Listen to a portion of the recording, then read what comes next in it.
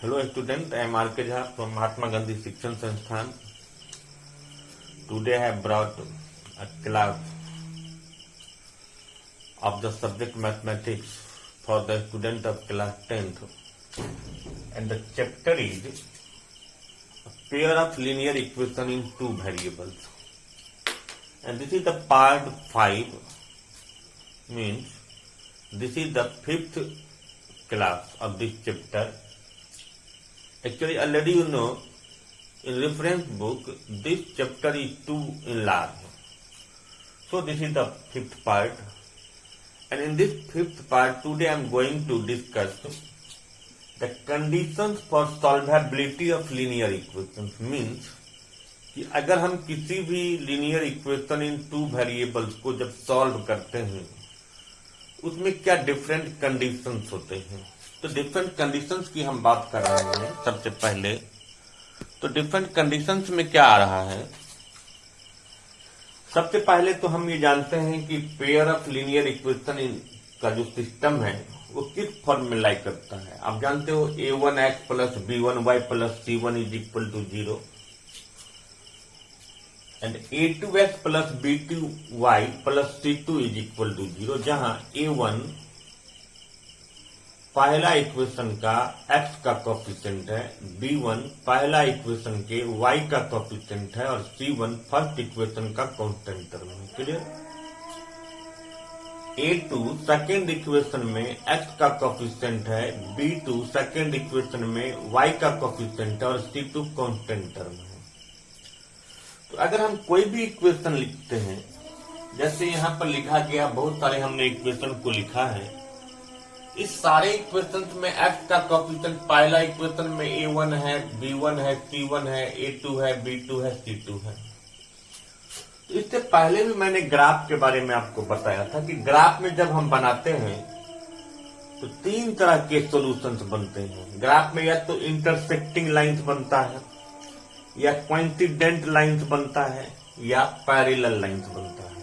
अब हम इस पार्ट में इंटरसेक्टिंग लाइंस का मतलब ये हुआ कि जब भी किसी pair of linear equation in two variables का ग्राफ इंटरसेक्टिंग बनता है, मींस एक पॉइंट पर इंटरसेक्ट करता है, तो दोनों इक्वेशन का जो लाइन होता है वो जितना पॉइंट पर इंटरसेक्ट करेगा उतना उसका नंबर ऑफ सॉल्यूशन होता है. पैरेलल में तो कहीं मिलता ही नहीं है, तो साफ हुआ इसका मतलब कि इसका कोई सॉल्यूशन नहीं है.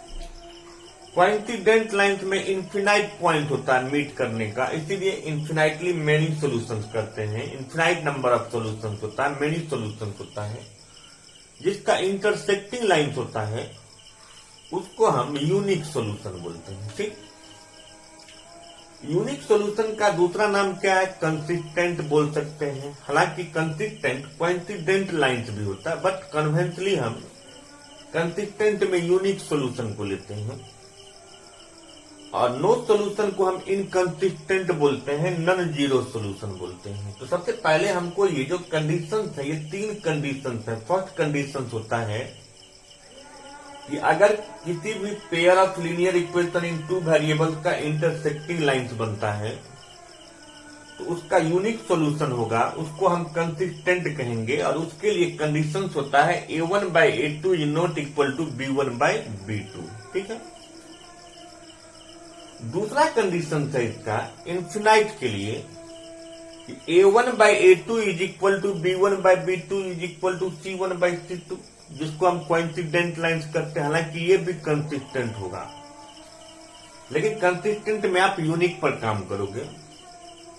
अगर a1 by a2 बराबर है b1 by b2 का, बट a और b का रेशियो c और c2 के बराबर नहीं है, इट मीन्स उसका नॉन जीरो सॉल्यूशन है, नो सॉल्यूशन है, उसका लाइन पैरेलल होता है. क्लियर.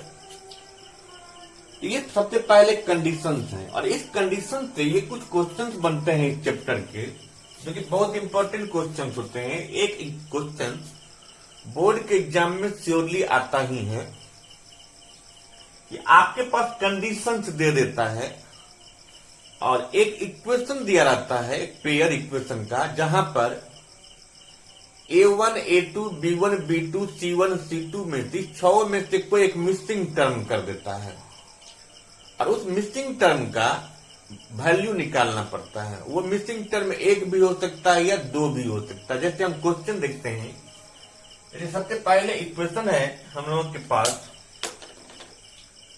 कि के एक्स प्लस 3y, ये 2y ले लीजिए, के x plus 2y is equal to 5 है, 3x minus 4y is equal to 10 है। ये पहला इक्वेशन है। दूसरा इक्वेशन है, तो इस इक्वेशन में साफ पता चल रहा है कि a1 क्या है, कि a2 है 3, b1 है 2, b2 है -4, c1 5, c2 10।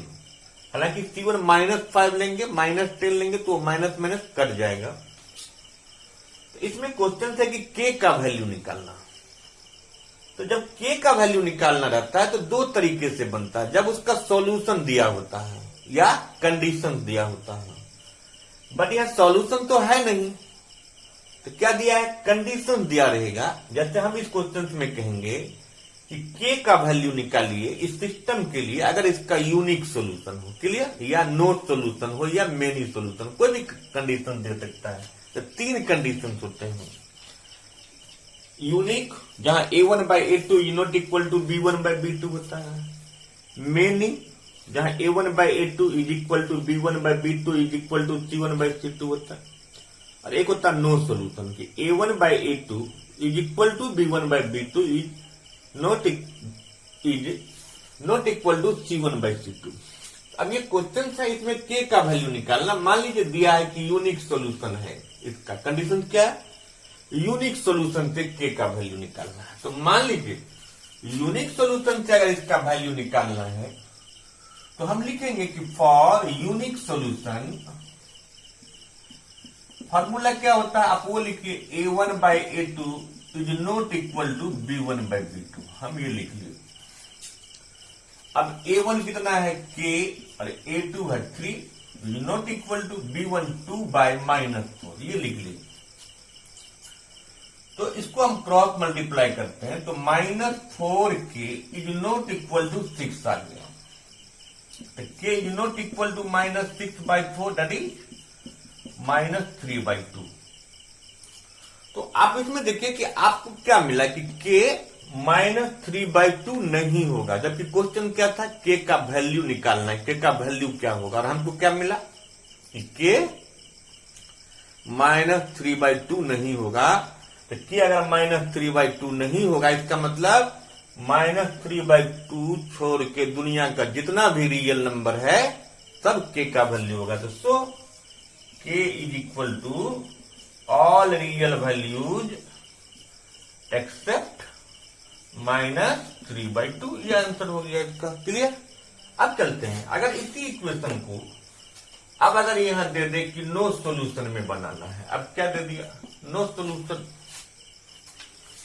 अगर नो सॉल्यूशन दे दिया तो हम नो सॉल्यूशन के लिए फॉर्मूला यूज करेंगे, और नो सॉल्यूशन में फॉर्मूला आएगा for no solution a1 by a2 is equal to b1 by b2 is not equal to c1 by c2, ये होता है। तो अगर हम इसको अब सॉल्व करते हैं तो पहले फिर इसका वैल्यू डालिए, a1 by a2 क्या होगा, k by 3 is equal to 2 by -4, और नो सॉल्यूशन में इसको लिखने की जरूरत नहीं है, आप बस a और b को लिखिए। अगर हम फिर इसको सॉल्व करते हैं तो -4k इज इक्वल टू 6, तो k इज इक्वल टू तो ये -3/2, तो k का वैल्यू क्या होगा, -3/2। तो अभी आपने देखा, एक क्वेश्चन मैंने एग्जांपल दिया कि जब इसको यूनिक सॉल्यूशन पर देता है तो k का वैल्यू -3/2 को छोड़ के तब होगा।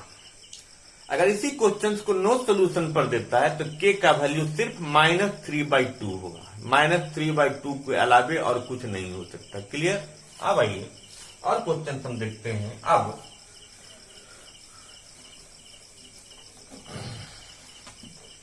फिर एक इक्वेशन लिखते हैं हम, kx plus 3y is equal to k -3, 12x plus ky is equal to k।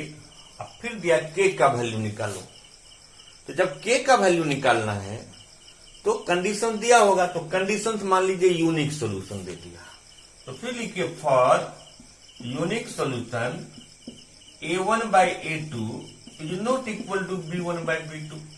A1 कितना है K और A2 12 is not equal to 3 by K। इतना आ गया। अब K into K square is not equal to 12 3 जा 36। तो K क्या हो जाएगा, इसको हटाएंगे तो 36 का रूट प्लस माइनस 6। तो यूनिक सोल्यूशन में K का वैल्यू नहीं होगा प्लस माइनस 6। इसका मतलब कि यूनिक सोल्यूशन होने के लिए प्लस 6 और माइनस 6 को छोड़ के जितना रियल नंबर होगा सब K का वैल्यू होगा। तो इसीलिए लिख देंगे K is equal to all real values except plus 6 and minus 6। Clear. अब देखते हैं फिर अगर हम फिर एक क्वेश्चन बनाते हैं। दूसरा है कि 3x minus y minus 5 is equal to 0, 6x minus 2y plus k is equal to 0। अब ये क्वेश्चन आ गया और इसको नो सोल्यूशन पर बनाना है। कंडीशन है नो सोल्यूशन, k का वैल्यू निकालना है। तो नो सोल्यूशन में क्या फॉर्मूला होता है कि A1 by A2 is equal to B1 by B2। तो for no solution A1 by A2 is equal to B1 by B2 is not, आप लिख भी सकते हो C1 by C2। A1 कितना है 3 by 6 is equal to B minus 1 minus 2 is not equal to minus 5 by K गया है। एक चीज और याद रखिएगा कि अगर नो सोल्यूशन में है क्वेश्चन और A और K का वैल्यू निकालना, कोई मिसिंग टर्म है, वो अगर A और B में नहीं है, इसका मतलब K का वैल्यू सब रियल नंबर होगा। क्योंकि हम इसको कैसे सॉल्व कर सकते हैं, क्योंकि ये दोनों तो बराबर है। तो बराबर का मतलब हो गया कि K जो है दुनिया का कोई भी रियल नंबर हो सकता है। तो सीधे लिख देंगे K is equal to all real values. Clear. अब फिर आते हैं तो यूनिक सोल्यूशन, मेनी सोल्यूशंस में क्वेश्चन आप समझे। अब चलते हैं फिर कि अगर क्वेश्चन फिर दूसरा ले लीजिए 5x plus 2y is equal to 2k and 2k plus 1x plus ky is equal to 3k plus 4। फिर k का ही वैल्यू निकालना है, बट इस बार कंडीशन चेंज कर दिया मेनी सोल्यूशन। तो मेनी सोल्यूशन के लिए क्या होता है A1 by A2 is equal to B1 by B2 is equal to C1 by C2। तो for many solution A1 by A2 is equal to B1 by B2 is equal to C1 by C2। एक चीज और यहां पर ध्यान रखना है, मैं बता रहा हूं कि अगर मेनी सॉल्यूशन से एक वेरिएबल, एक मिसिंग टर्म है तो दो केस में आप निकालोगे, और मेनी सॉल्यूशन से दो चीज निकालना हो तो तीन केस यूज करना होगा। तो अभी तो सिर्फ k का वैल्यू निकालना है। कंडीशंस मेनी सॉल्यूशंस है, फार्मूला ये होता है A1 by A2 is equal to B1 by B2 is equal to C1 by C2। तो एक अगर है केस दिया हुआ तो आप इसको केस 1 कर दीजिए। केस 1 में इस दोनों को लिखिए कि A1 by A2 is equal to B1 by B2, और केस 2 में कर दीजिए A1 by A2 is equal to C1 by C2। ठीक। अब A1 देखिए कितना है 5, A2 कितना है, तो A2 ये पूरा हो गया। तो कभी कभी हम A1 A2 लेने में ही गलती कर जाते हैं, बड़ा छोटा पर नहीं जाना। x के पास जितना चीज बच गया कोएफिशिएंट सब वो A या B या C हो जाएगा। ठीक है। तो यहाँ A2 कितना हो गया 2 इंटू K प्लस 1, अब B1 कितना है 2 by K। क्लियर।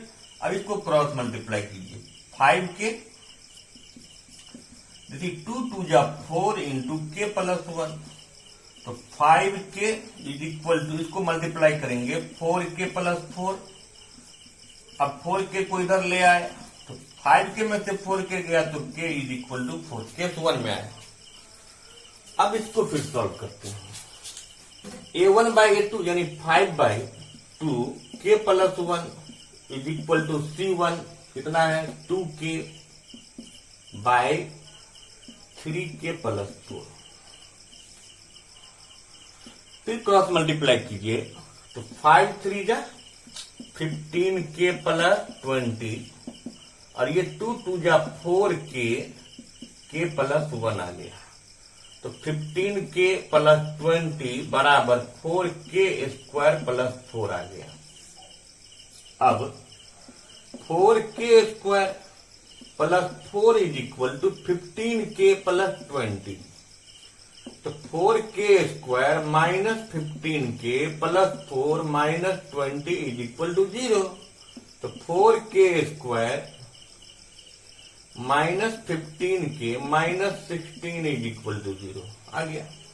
अब हमको ये देखना है कि अब हमको दो नंबर ढूंढना है जिसको मल्टीप्लाई करने से कितना 16 4 जा 64 लाना है और माइनस करके 15 लाना है। तो वो कौन कौन नंबर होगा वो हमको देखना है। तो इसमें ये नंबर ढूंढने के लिए अब हम इसको क्या करेंगे, फैक्टराइज करते हैं। तो जब हम इसको फैक्टराइज करेंगे तो फैक्टराइज करने के बाद आपके पास दो ब्रैकेट मिलेंगे। एक ब्रैकेट से यहाँ k का वैल्यू निकाल लेंगे, इस ब्रैकेट से k का वैल्यू निकाल। मान लेते हैं कि इस ब्रैकेट से k का वैल्यू 4 मिला, इसका वैल्यू 6 मिला। तो 6 मिलने के बाद हम ये देखेंगे कि इसमें कितना आया 4, एक ही आंसर था बट इसमें 2 आंसर आ गए। तो किसी केस में अगर 2 आंसर आ गया या 3 आंसर आ गया उससे कोई समस्या नहीं। हमको क्या देखना है कि दोनों केस में जो कॉमन आंसर आएगा, जैसे 4 इसमें भी आया 4 इसमें भी आया, तो हम कह सकते हैं कि k इज इक्वल टू 4 जो है कॉमन सोल्यूशन है और जो कॉमन सोल्यूशन बनेगा वही उसका आंसर हो, यानी k इज इक्वल टू 4 इसका आंसर हो गया। क्लियर? तो मैनी सोल्यूशन से ये हुआ कि जब आपको k यानी एक मिसिंग टर्म का वैल्यू निकालना है। फिर ऐसा भी क्वेश्चन बन सकता है कि मैनी सोल्यूशन से आपको 2 वैल्यू कहे निकालने के लिए, जैसे मान लीजिए इसी में k दिया है, हो सकता है mn दे देगा, कहीं pq दे देगा, हो सकता है ab दे देगा। चलिए क्वेश्चन और लेके देखते हैं। अब क्वेश्चन हम लोग लेंगे,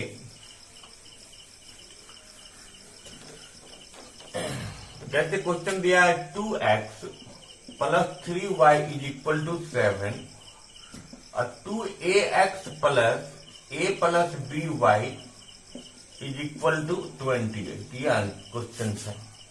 इसमें a और b 2 मिसिंग टर्म है। कंडीशंस क्या है, तो मान लीजिए मेनी सॉल्यूशंस है। तो मेनी सॉल्यूशंस है, तो मेनी सॉल्यूशंस के लिए for many solutions a1 by a2 is equal to b1 by b2 is equal to c1 by c2।